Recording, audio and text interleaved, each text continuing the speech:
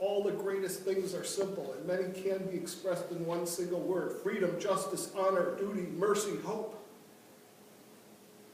All of these things are what made Churchill famous, great.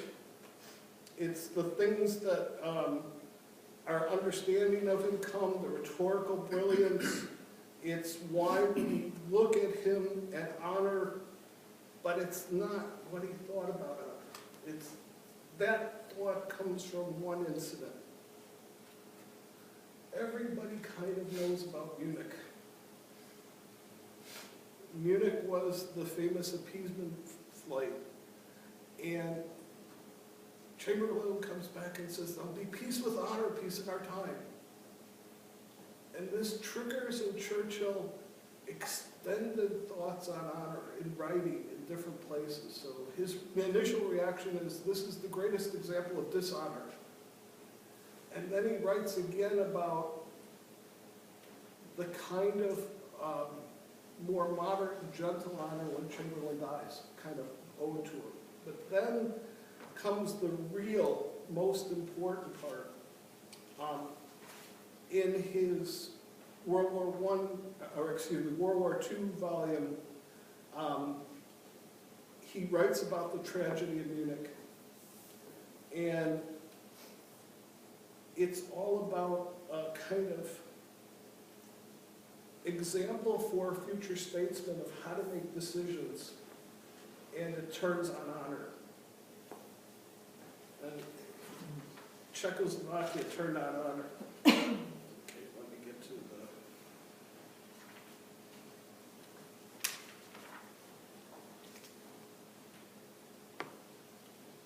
Okay, he wrote, it may well be here to set down some principles and morals of actions which may guide the future. No case of this kind can be judged apart from its circumstances. The facts may be unknown at the time, and estimates of them must be largely guesswork, colored by general feelings and aims of whoever is trying to pronounce. He goes on to talk about circumstance. Judgment for him is critical in these thoughts. Circumstances can be complicated. This, quote, peacemaker is something he was not, or understood in international relations as changeability. Under his criterion only, Chamberlain made a good decision initially. Churchill next turns to the thorny issue of religion and political ethics.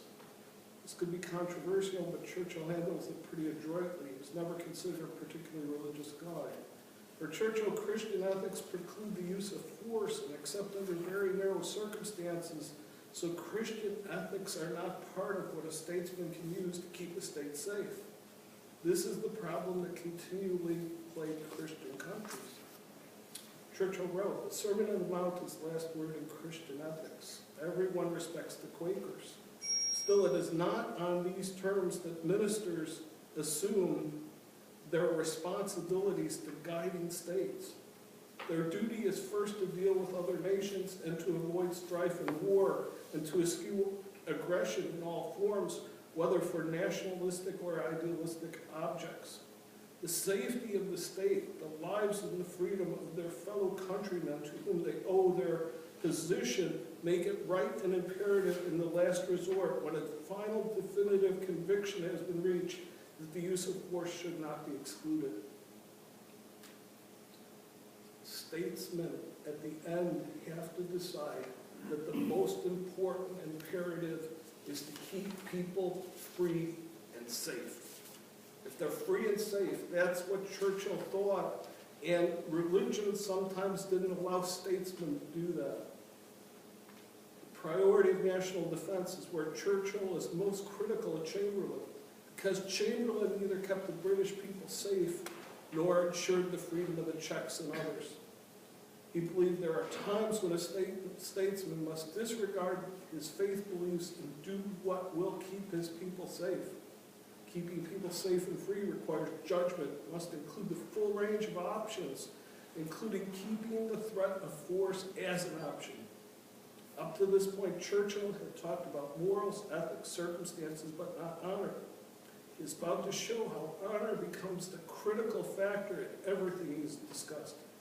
Quote, there is, however, one helpful guide, namely for a nation to keep its word, and to act in accordance with its treaty obligation to its allies.